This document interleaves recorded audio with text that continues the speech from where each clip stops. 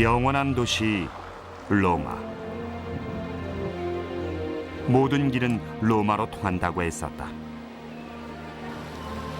그 로마의 한가운데 테베레강 바로 옆에 자리 잡은 곳이 인류 문명에서 가장 위대한 보물로 손꼽히는 곳이다.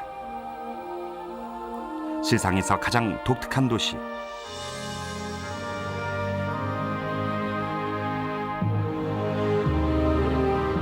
교황의 본거지이자 로마 가톨릭 신앙의 구심점이며 기독교의 가장 큰 교회와 거룩한 성전이 있는 곳. 이곳이 바티칸이다. 그 자체의 영토를 가지고 있는 도시 안의 도시, 국가 안의 또 하나의 국가. 인간과 신이 서로 만나 접촉하는 곳이다.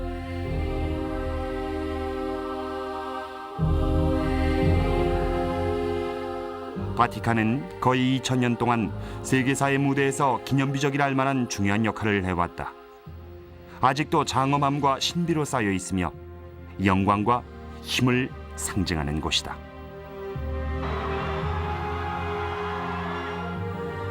이곳에선 종종 전설과 사실이 분명하게 구분되지 않는다. 겉모습만 보일 뿐 좀처럼 그 비밀을 드러내지 않는 세계인 것이다.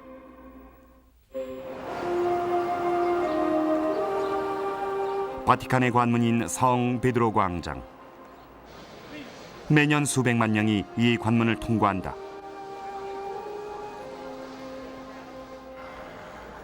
성 베드로 광장에 들어간다는 것은 이탈리아와 바티칸을 구분하고 있는 국경선을 넘는 것을 의미한다. 바티칸 시국은 독립적인 주권 국가로서 고색 창연한 돌담 안에 깊숙이 자리 잡고 있다. 면적은 13만 평으로 미국 국회의사당 건물 부지보다도 작다.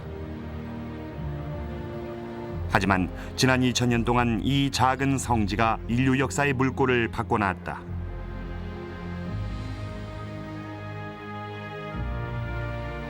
다른 세상과 동떨어진 별개의 영역인 이곳은 과거와 현재가 공존하는 세계이자 신앙과 정치적인 힘이 손을 맞잡은 곳이기도 하다.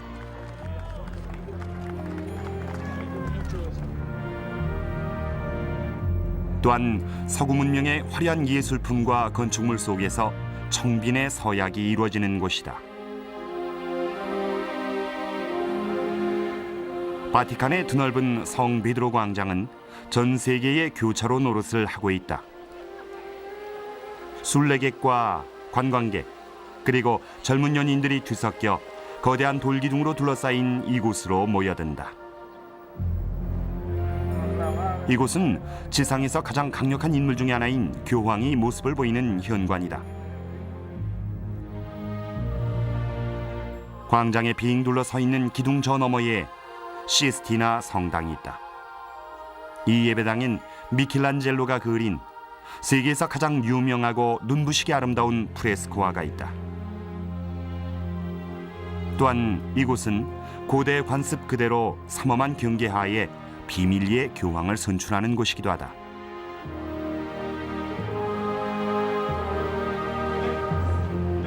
군대라곤 화려한 차림의 스위스 근위병이 고작이다. 교황의 개인 경호를 위해 5세기 전에 창설된 스위스 근위병은 100명에 불과하다.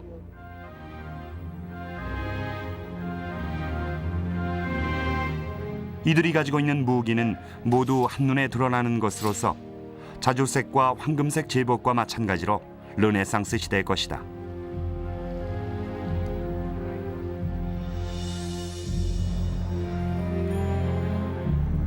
이곳 성 베드로 대성당의 바실리카에서 로마 가톨릭의 성스러운 의식이 펼쳐진다. 지구상에 있는 교회 가운데 가장 규모가 크다. 바실리카의 장엄한 둥근 지붕은 기술공학이 이뤄낸 기적의 건축물이라 일컬어지며 미켈란젤로의 마지막 작품이기도 하다.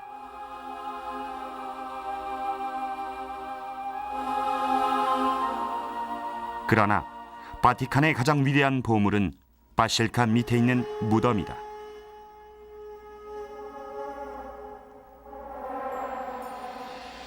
이곳에 바실리카가 건립되기 오래전인 1900년 전 성 베드로가 이곳에 묻혔다는 전설이 전해지고 있다. 성 베드로의 영적인 일생과 감동적인 죽음 없이는 바티칸의 힘과 영광도 존재하지 못할 것이다. 성 베드로 없는 바티칸은 단지 또 하나의 로마 유적일 뿐이다.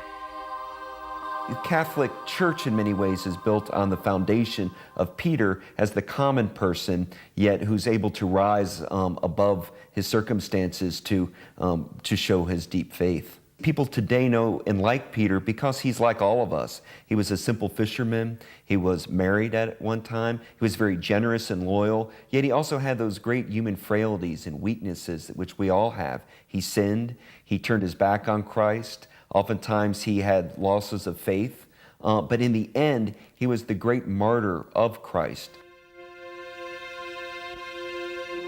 미천한 어부가 어떻게 이 장대한 바티칸을 짓도록 영감을 주었을까? 오늘날의 바티칸을 이해하기 위해서는 2000년 전 로마를 먼저 이해해야 한다. 베드로가 예수의 복음을 전파하기 위해 이곳에 교회를 세웠을 당시 로마는 인구 100만 명의 강력한 도시국가였다.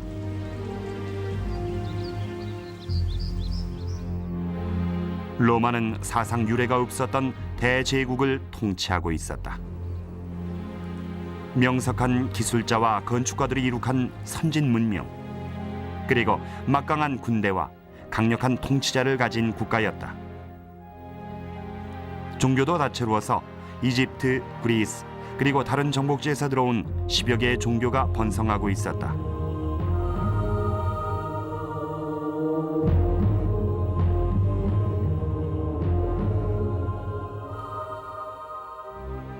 많은 종교 중에서도 좀 더 힘이 있어 보이는 것이 하나 있었다. 기독교였다. 기독교는 두각을 나타내기 시작했다.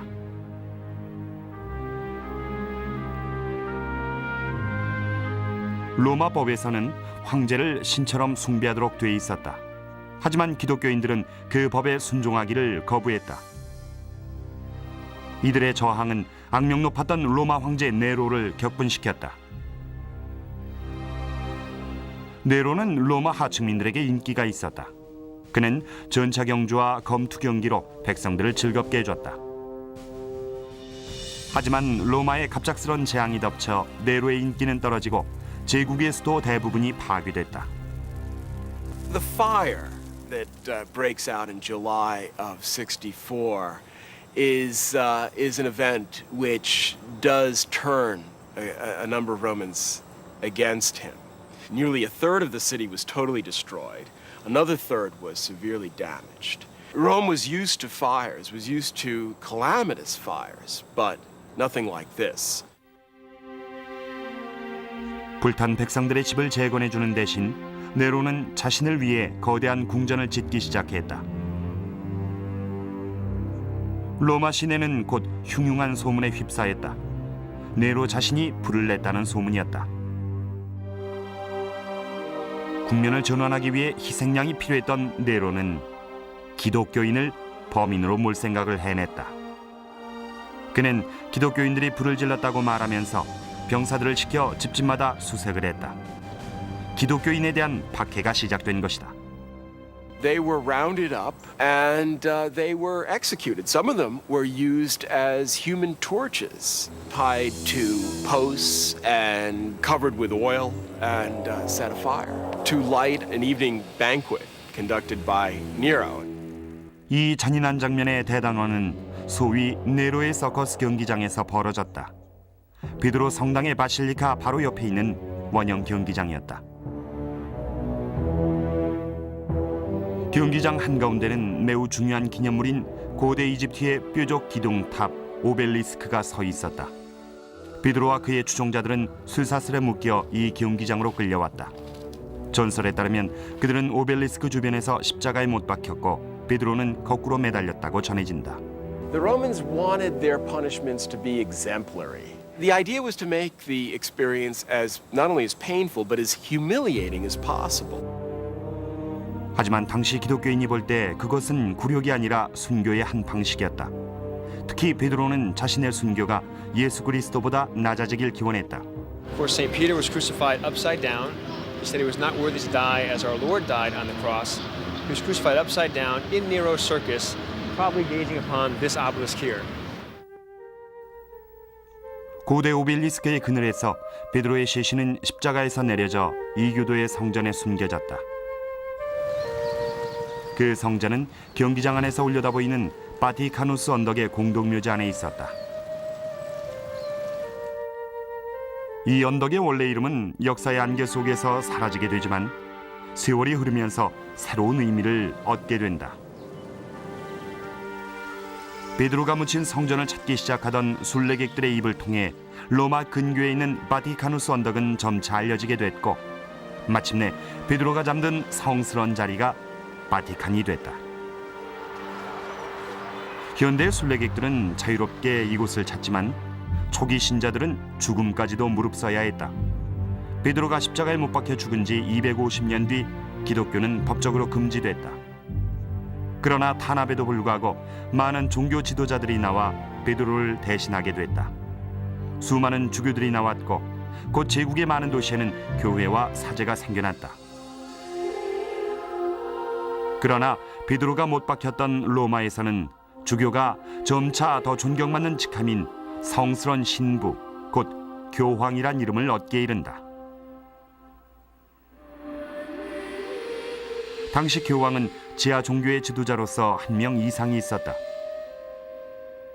카타콤은 기독교인들의 지하 묘지이자 피신처였으며 신앙을 자유롭게 표현할 수 있는 곳이었다.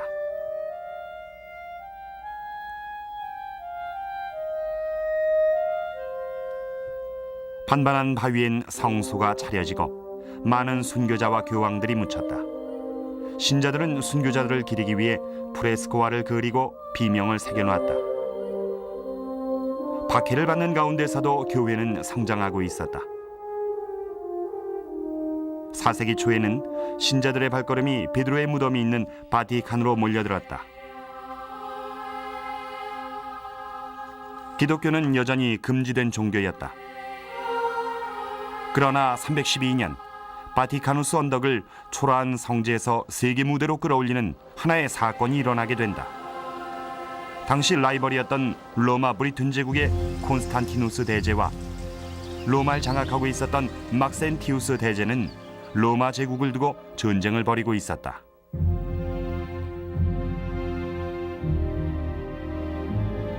(6년간의) 격전 끝에 콘스탄티누스는 막센티우스와 마지막 결판을 위해 로마로 향했다.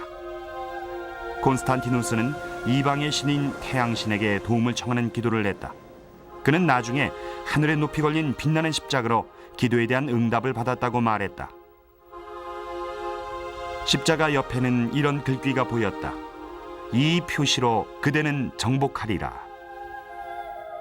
Constantine took an oath that he and the entire army had seen this sign. Some people say this was a solar halo, but at any rate, he had them paint this Christian symbol on their shields. That's how they prepared to confront Maxentius. As a Christian army, an army fighting under the Christian symbol, Maxentius suffers total defeat. His army is thrown back, they're slaughtered. Maxentius himself is thrown fully armored into the river Tyre where he drowns. 태양의 후광을 봤든 하느님의 징표를 봤든 콘스탄티누스 대제는 기독교의 신에게서 신임을 얻었고 거기에 감사하는 마음으로 기독교의 의지에 전쟁을 끝내게 된다. Although Constantine killed his sons, his wife, was a butcher, a vulgar, disgusting man, but still, he allowed Christianity not to be persecuted. Without that, it would have been ongoing dark ages. Chaos, civil wars, deaths, killings, no morals, no check and balance, nothing, right? Without Christianity, the world would not have survived. 중요한 것은 황제 자신이 기독교인이 됐다는 점이다. 그는 교회에 많은 돈과 땅과 선물을 하사했다. 그 중에서도 가장 큰 업적은 성 베드로를 기리기 위해 세계에서 가장 큰 교회인 바실리카를 세운 것이다. 오늘날엔 성 베드로 성당이 서 있는 이곳 바티카누스 언덕에다 콘스탄티누스 대제는 최초의 성 베드로 성당인 구 베드로 성당을 지었다. 그 자린 건축가에게는 악몽과 같은 험한 산이었지만 엄청난 권력의 상징이 됐다. He was convinced St. Peter was buried at this spot. There used to be a hill that used to go up almost as high to the right as the church stands today. And Constantine, in the year 324, instead of building a basilica at the base of the hill or over there, wanted to build it right there at the spot where St. Peter had been buried.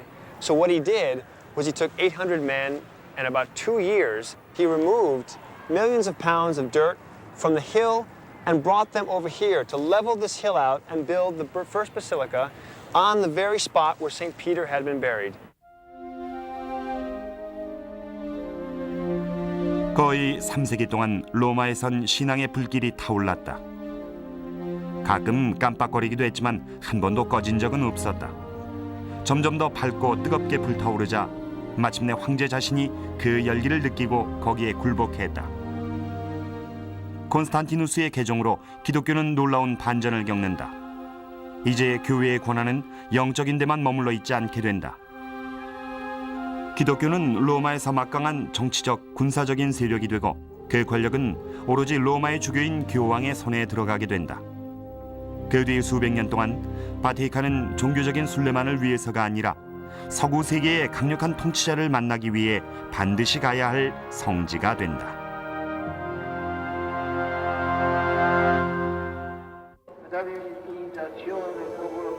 바티칸은 지구상에서 가장 독특한 국가다. 그 영적인 지도력은 아무도 도전할 수 없는 절대적인 영역이다. 교황은 아마도 세계에서 가장 위대한 군주일 것이며 바티칸은 그의 왕국인 것이다. 이 고대의 성벽 안에 자리를 잡은 교황은 왕과 같은 권위를 갖고서 전 세계 지도자를 만난다. You may be at the Vatican one day and there's a great stir out in the courtyard with the different vehicles being moved and so on. And it's Yeltsin come to visit. You may be with Madeleine Albright of our State Department going to visit. I guess the way to think about the Pope is that he doesn't have to answer to anybody. He's the Pope. He's the man. But he, in American terms, I think you look at him as being a sense the chief executive, his own legislature, and his own judicial court. He's all three of our branches of government rolled up into one. 바티칸 시국엔 현재 400명의 인구가 살고 있고 성벽 안에 들어와 일하는 사람들은 3,000명쯤 된다. 모두가 교황을 위해서 일하고 있다. 바티칸의 입구를 지키고 궁정뜰을 손질하고 마루를 광나게 닦고 그의 메시지를 방송한다. 수세기 동안 바티칸은 교황을 중심으로 돌아갔다. 때론 세계 자체가 이곳을 중심으로 돌아가는 듯하다. 오늘날에도 전 세계의 강력한 정치 지도자들이 교황의 축복을 받기 위해 바티칸에 온다. 때론 영적인 축복을 구하기도 하지만 정치적인 축복을 구하기 위해서다. 심지어 종교의 회의적인 정치인이라도 10억의 신자를 거느린 교황이 놀라운 영향력을 행사한다는 것은 알고 있다.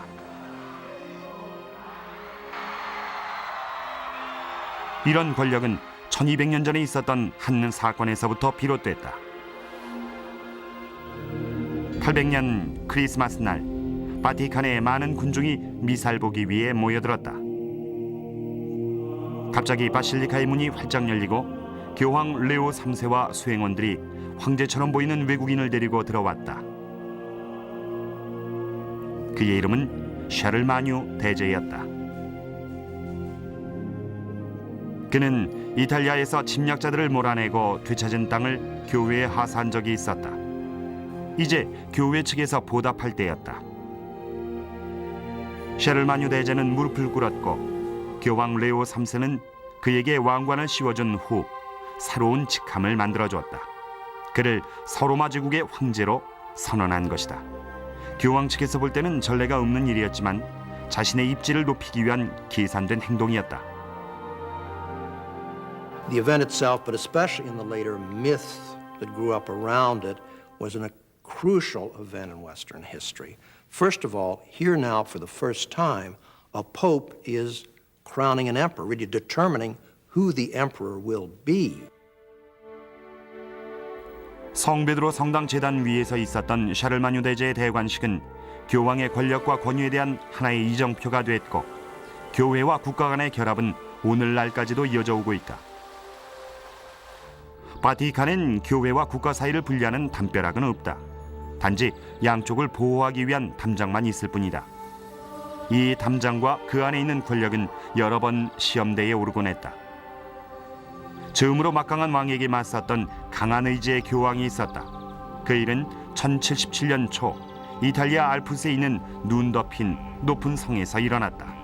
The first real assertion of papal sovereignty over secular rulers comes with the Pope Gregory VII. Gregory VII is a very determined and some would say inflexible reformer.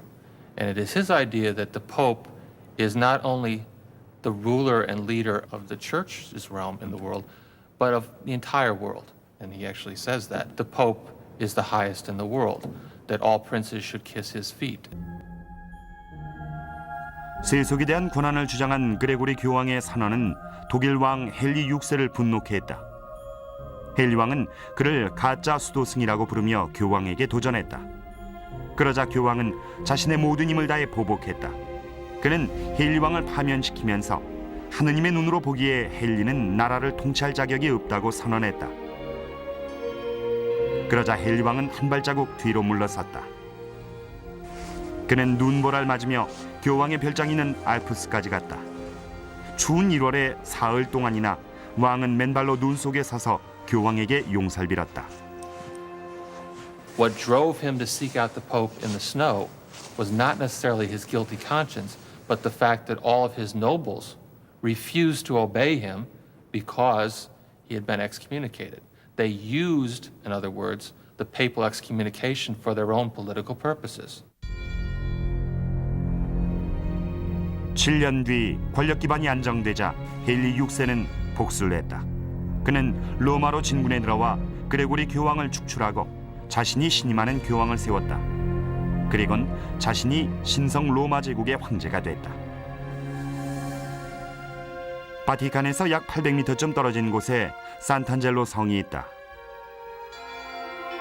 바티칸의 권력 투쟁에서 중요한 역할을 한 요새와 같은 곳이다. 2세기의 이교를 믿던 하두리아누스 황제가 자신의 무덤으로 세운 이 건축물은 점차 교황의 피난처로 변해갔다.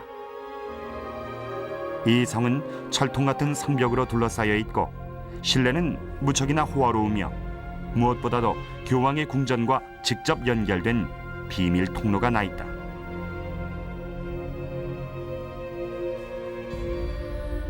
(1527년) 교황 클레멘스 7세는 이 비상 통로를 통해 도망쳐 목숨을 구했다. 합스부르크가 황제인 카를 5세를 속이고 프랑스와 비밀 회담을 개최한 것이다. 화가 난 카를 5세는 로마의 대규모 군대를 보내 로마를 참패시켰다. 그의 첫 목표물이 클레멘스 교황의 궁전이었다. 당시 교황을 지켜주던 스위스 용병들이 오늘날 스위스 군의병의 시조가 됐다. He and his Swiss guards fought their way down this corridor, this very small corridor, at great loss of life to the guards. There were the guards with pikes in front and a group in back, and they simply fought their way all the way down the corridor to get to the Castello Sant'Angelo to avoid Clement VII being taken prisoner. 200명의 군의병 중 147명이 전사했다. 그러나 이들의 영웅적인 전투 덕분에 교황 클레멘스는 안전하게 성 안으로 피신할 수 있었다. 때론 성조차도 안전해 보이지 않았다. 14세기 이탈리아의 소유가 잃어 로마가 혼란에 빠져 있을 때였다. 이탈리아의 도시들이 서로 전쟁을 선포하자 막강한 로마의 가문들은 성베드로 성전을 차지하기 위해 사륙을 일삼고 서로를 매수했다. 그런 상황에서 교황청은 놀라운 행보를 시작했다. 멀리 프랑스까지 640km나 되는 길을 간 것이다. 그렇게 해서 선출된 프랑스인 교황은 안전한 프랑스를 버리고 위험한 로마로 가길 거부했다. 게다가 프랑스 왕 필립 4세가 매우 막강했기 때문에 교황은 그런 강력한 친구 곁에 있는 것이 좋겠다고 생각했다. 그래서 바티칸에 등을 돌리고 교황청은 프랑스 아비뇽에 자리 잡게 된다. 아비뇽은 부유한 교황의 영지로 둘러싸인 프랑스 남부의 성체 도시였다. 프랑스 출신 교황들은 론 강변에다 호화로운 궁전을 짓고 거의 한 세기 동안 프로망스 지방의 풍광을 누렸다.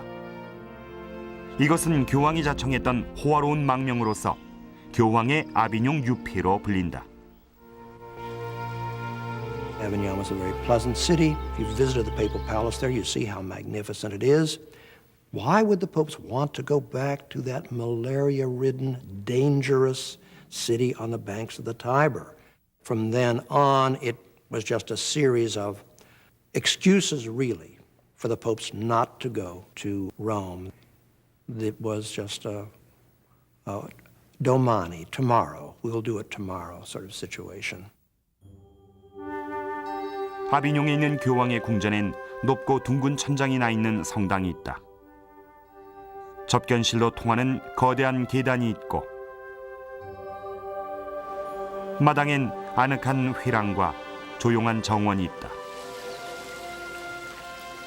그러나 교황이 아비뇽에서 안주하고 있는 동안 로마에선 더 큰 소란이 일어나고 있었다. 아비뇽과 로마 두 교회 사이에 파벌 싸움이 극에 달했고 도시마다 서로 자신들이 진짜 교황이라고 주장했다. 한창 다툼이 절정일 때는 3명의 교황이 권력을 장악하기 위해 싸움을 벌여 서로를 탄핵하거나 파면했다.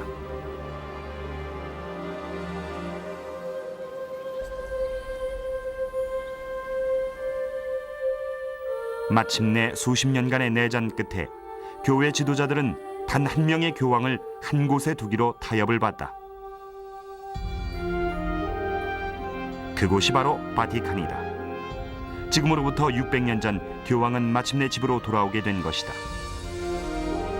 오늘날 바티칸은 여전히 아비뇽 이후의 호화로움과 평온함을 그대로 지니고 있는 듯하다. 본거지로 돌아온 것을 기념하기 위해 후대의 교황들은 새로운 성 베드로 성당을 지었다.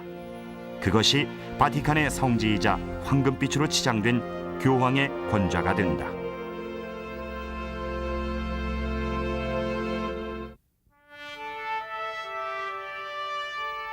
바티칸에서 가장 유명한 명소이자 최고 권위의 상징은 성 베드로 성당의 바실리카다. 성당의 앞마당은 크기가 축구장만하다. 전 세계에서 가장 큰 것으로 알려진 장대한 돔 지붕은 지상에서 135m 높이로 솟아올라 그 존재를 널리 알리고 있다. 성당 앞 광장은 겉으론 단지 광장에 지나지 않는다. 위에서 내려다보면 거대한 열쇠 구멍을 닮은 주랑으로 둘러쳐져 있다.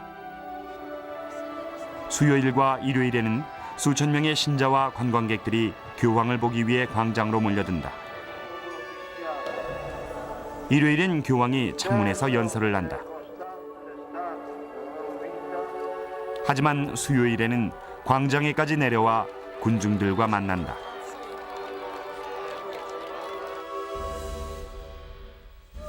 이 드넓은 광장은 350년 전 건축가 잔 로렌조 베르니니에 의해 건축됐다. 주랑에 있는 284개의 기둥은 당시 왕들이 좋아하던 석회암을 채석장에서 캐온 것이다. 그 위에는 존경받는 성인과 순교자들의 조각상이 세워졌다. 어떤 성인은 자신을 죽인 무기를 손에 들고 있다. 권력과 신앙의 대가를 상기시켜주는 기념비다. The idea Bernini had when he built this colonnade was that he wanted to show two arms reaching out to welcome the pilgrims and welcome people, Christian and non-Christian, as they have for centuries now, and today as well, inviting people into this piazza and into this great basilica. 그러나 다른 관점에서 보면 주랑의 안쪽에 둥글게 곡선이 진 부분이 있다. 그것은 대중을 환영하는 팔 모양으로는 보이지 않는다. 베르니니는 주랑의 안쪽 부분은 선택된 소수만을 위해 설계했다. 교황을 아련하러 오는 전 세계 군주들을 위해서였다. The colonnade is essentially 4 columns wide, 2 here, 2 there, with a carriageway up in between.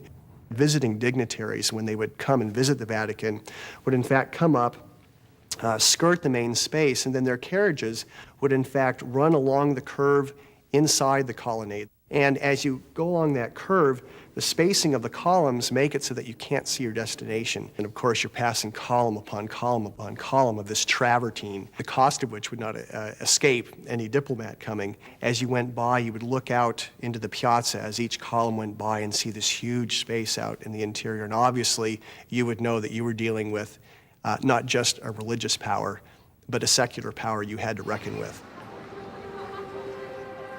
하지만 신앙심 깊은 신자들에겐 바티칸의 영적인 힘이야말로 가장 중요한 것이다.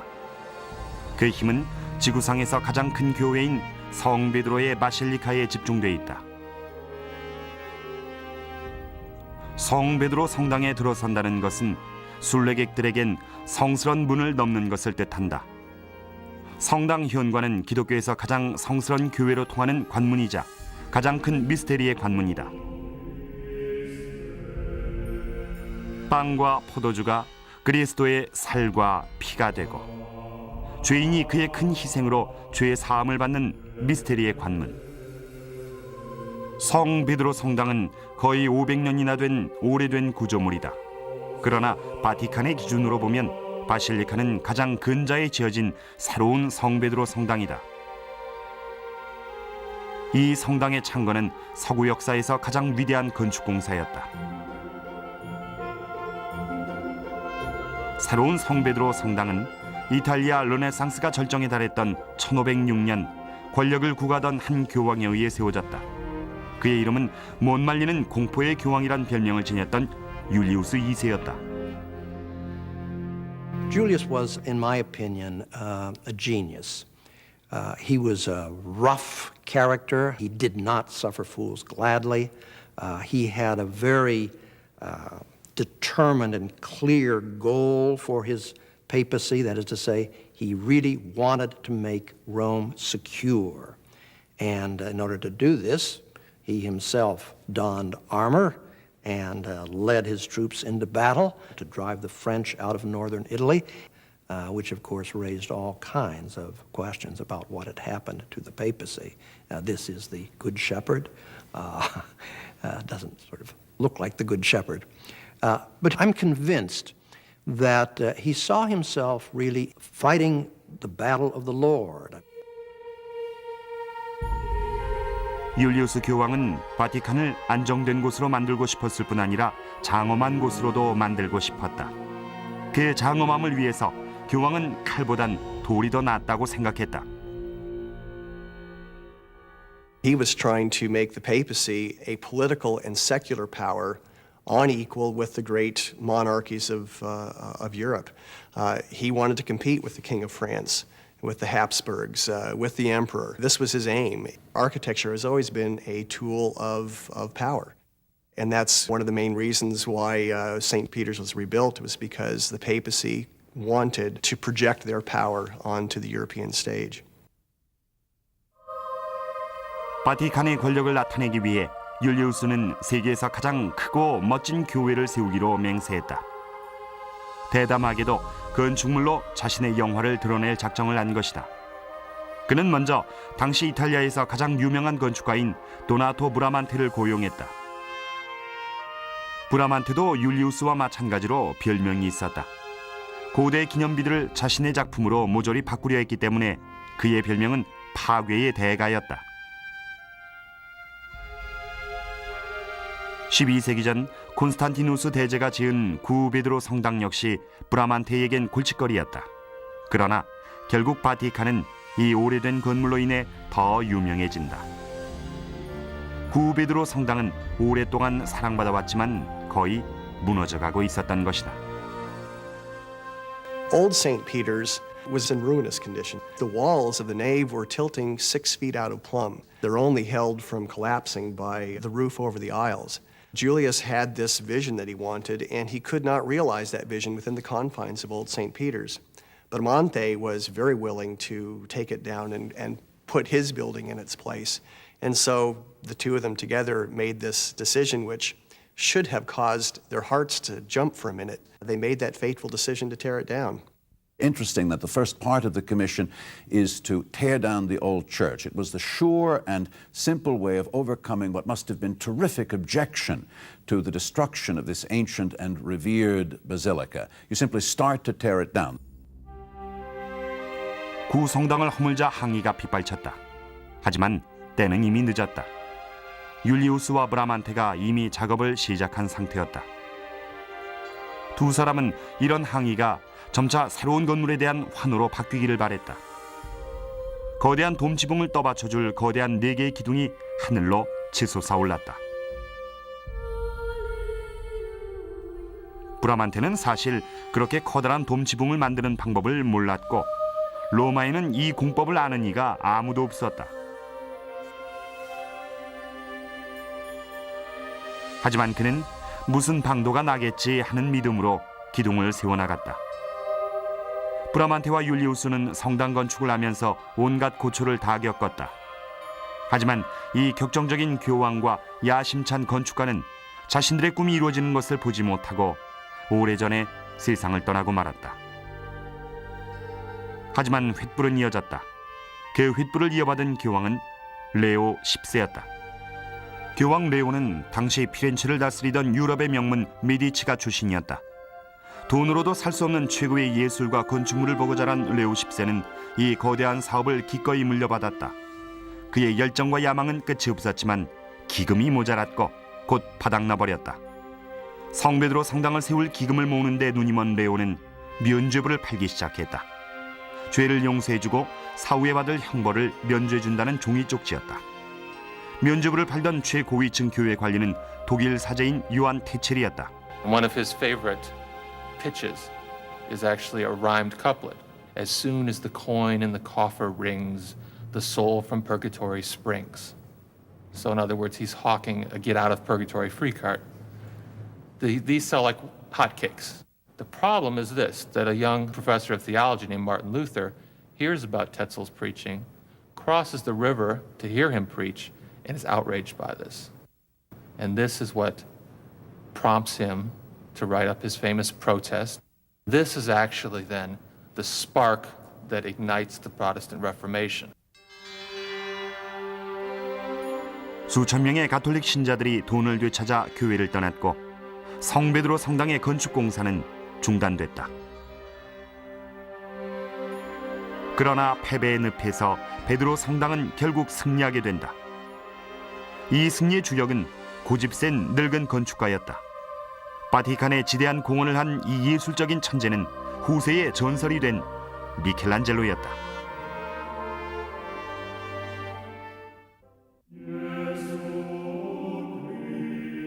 끝에서 끝까지 길이가 210m나 되는 성 베드로 성당은 전 세계의 교회들을 초라해 보이게 만든다. 파리의 유명한 노틀담 대성당은 성 베드로 대성당 안에 쉽게 넣을 수 있다. 웅장한 본당을 27개의 예배당이 둘러싸고 있고 48개의 제단과 390개의 조각상 그리고 748개의 기둥이 자리 잡고 있다. 이것은 기독교 신앙과 가톨릭 교회와 그곳을 다스리는 교황, 이 모든 것의 영광과 힘을 나타낸 것이다. 가톨릭 교회의 신비로움과 엄숙한 의식은 베드로 성당 안에서 최고의 아름다움을 보여준다. 머리 위에는 둥근 지붕이 창공의 아치처럼 솟아있다. 높은 제단은 대형 청동 덮개로 꾸며졌고 나선형 기둥은 솔로몬의 성전 기둥을 연상시킨다. 전 세계의 신자들이 기도를 하기 위해 이곳으로 모여든다. 영성체를 하기 위해서다. 성자와 성녀의 시복식을 기리기 위해 시성식이 열릴 제단 앞엔 성인의 길을 갈 때 밟게 될 계단이 놓여 있다. 수백만 명의 신자들에게 성 베드로 대성당은 아마도 지상에서 하늘의 영광에 가장 가까이 가는 곳인지도 모른다. 그러나 1546년엔 그 초석이 놓이고 나서 40년이 지나도록 반쯤 짓다 말고 방치돼 있었다. 로마가 전쟁에 패배하자 공사는 거의 20년째 중단돼 있었다. 이 공사를 물려받은 이는 교황 바오로 3세였다. 바오로 교황은 건축의 매니아였지만 그 자신도 처음엔 폐허처럼 변한 베드로 성당에 크게 실망했다.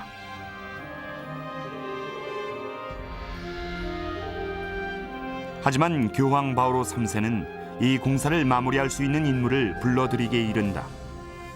이탈리아의 가장 유명한 조각가이자 화가였던 미켈란젤로였다. 미켈란젤로는 피렌체에서 메디치 가문을 위해 조각을 하면서 명성을 얻었다.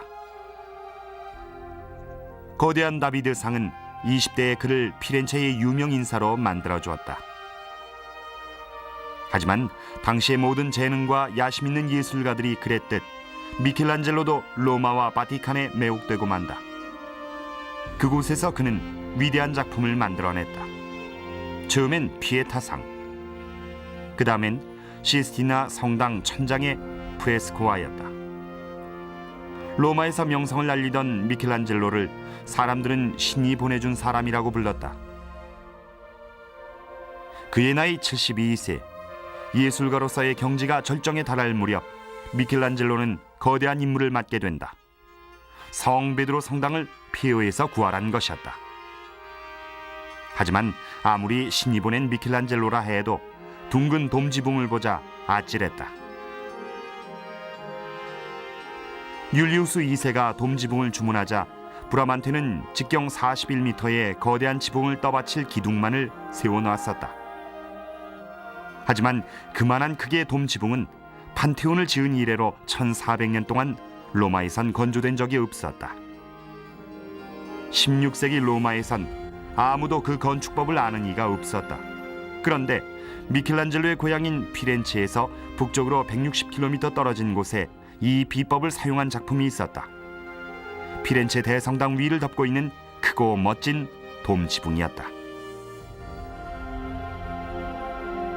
미켈란젤로는 자신이 신뢰하는 조카를 보내 피렌체 성당의 꼭대기에 있는 463개의 계단을 기어오르게 했다.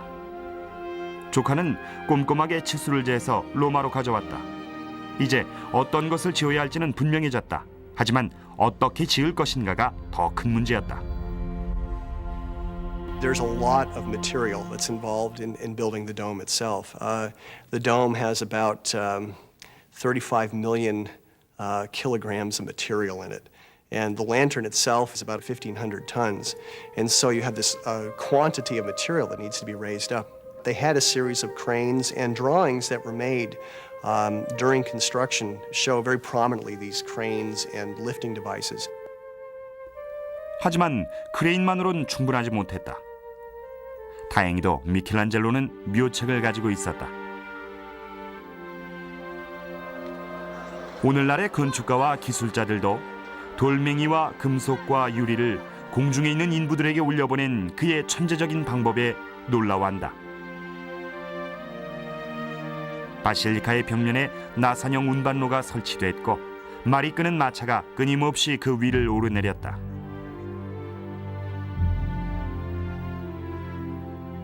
마침내 완성된 돔지붕의 우아한 광경은 정말 놀라웠다. 1,500톤 무게의 정탑이 35,000톤짜리 돔 위에 마치 결혼 케이크 위에 장식품처럼 얹혀 있다.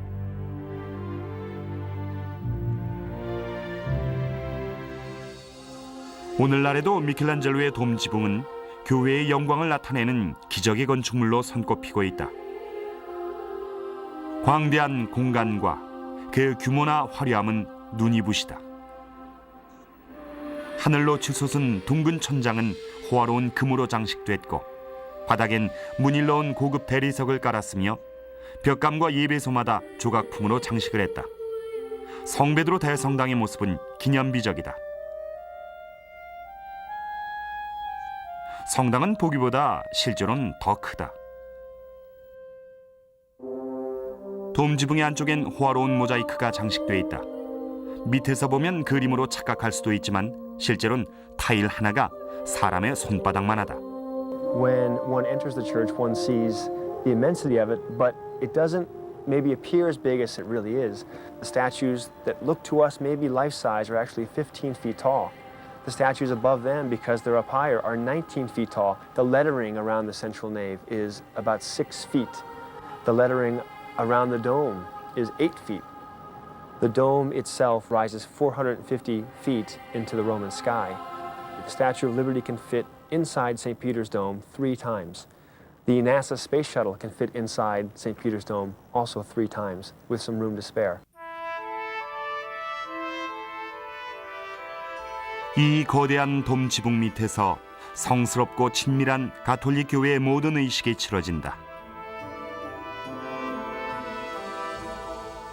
그 의식 중에 신과 인간이 만나는 곳이 성베드로 성당의 제단이다. 그곳은 교황 혼자만을 위해 예비된 제단이다. 제단 위 높은 곳에 최고의 권위와 그 중요성을 상징하기 위해 만들어진 것이 세계에서 가장 뛰어난 작품으로 꼽히는 청동덮개 발다키노다.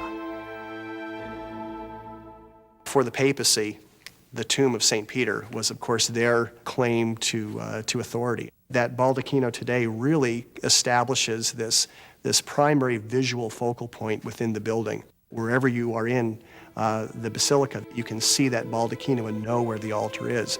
It functions beautifully. 이 청동덮개의 극적인 모습, 다시 말해 제단 위의 덮개를 지탱해주고 있는 4개의 나선형 기둥은 콘스탄틴 대제가 세운 구 베드로 성당을 닮았다. 이 나선형 기둥은 초기 조각품인 솔로몬의 궁전 기둥을 연상시키기도 한다. 바티칸을 찾는 기독교인들에게 이 청동덮개 발다키노는 순례의 완성이란 의미도 지닌다. The word baldacchino means canopy, and so it was the processional canopy the pilgrims would walk with while they were on pilgrimage to holy sites throughout the centuries. The canopy represents that pilgrimage to St. Peter and to the St. Peter's Basilica. 이 청동덮개는 1624년 조각가인 잔 로렌조 베르니니가 설계한 작품으로 당시엔 금속으로 만든 가장 큰 조각품이었다. 청동을 조각해 29m 높이로 달아올려 짜맞추는데 9년의 세월이 걸렸고 83,700kg의 청동이 들어갔다. 베르니니의 이 청동덮개는 거대한 돔 지붕에서 사람들의 시선을 끌어내려 제단으로 향하게 하고 더 아래 성스러운 성지까지 이르게 한다. 성베드로가 이곳에 묻혔다는 전설은 1600년 동안이나 교황에게 힘을 실어주었고 교황이 죽으면 돌아가야 할 곳으로 여겨졌다. 오랜 세월이 흐르면서 수십 명의 교황과 추기경과 성인들이 바실리카 및 베드로의 무덤 가까이에 묻혔다. 최고의 성직을 상징하는 호화로운 성의를 입고 보석이 박힌 관을 쓰고 그들은 모두 바실리카 및 지하 납골당에 누워있다. 성 베드로의 안식처 옆으로 들어간 것이다.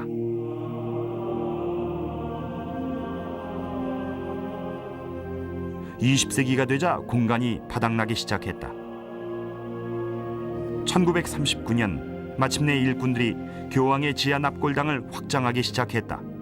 그러던 중에 놀랍게도 인부들은 성 베드로의 전설적인 무덤을 목격하게 된다. Shovel went through the floor. They realized that there was something below them that was not foundational for the basilica. And literally, during World War II, under the nose of the Nazis who were around and occupying Rome, it took 12 years, and Pope Pius XII gave permission to excavate the site down below St. Peter's. And bucket by bucket, sometimes during night, they would take the dirt out. 발굴에 들어가자 콘스탄틴 대제 시대 이후로 한 번도 건드리지 않은 붉은색의 담벽이 그대로 드러났다. 거긴 그리스와 로마 글자가 쓰여 있었고 베드로를 뜻하는 말이 수십 번 나왔다. 바티카누스 언덕 묘지에 안장된 어느 무덤 안에서는 수백 개의 유골이 나왔다. 소년의 뼈와 여자들, 심지어는 동물의 뼈도 나왔다. 십자가에 못 박혀 죽은 사람의 사라진 뼈를 빼곤 온갖 뼈가 다 나왔다. 마침내 그들은 한 세트의 뼈를 찾아냈다. 벽 아래 초라한 벽감 속에 묻혀 있어 처음엔 대단치 않게 보았다. 그러나 과학자들이 그 뼈를 조사해보자 놀라운 결과가 나왔다. And after testing was done, they found that the bones were of a man from the 1st century, a robust man, and they found a piece of bone from every part of the body except from the ankles down. And why would that have been? Because when he was crucified upside down, what most likely happened, as was often the case, to remove the body from the cross, they would cut the feet off at the ankles and take the body and bury him nearby. All tradition and scripture, all that pointed to the fact that St. Peter was right here, is more or less confirmed. 이 고대의 유골은 영원한 안식처로 돌아갔다. 십자가에 못 박혀 죽은 후 19세기 동안이나 베드로의 무덤의 위치는 전설이나 신앙의 문제로 치부돼 왔었다. 종교적인 냉소주의가 성행하는 시대에 이 전설은 입증된 것이다. 성 베드로 대성당은 있어야 할 자리에 서 있는 것이다. 돔지붕에서 중앙재단을 통해 막대기를 떨어뜨리면 베드로의 무덤으로 곧장 떨어진다.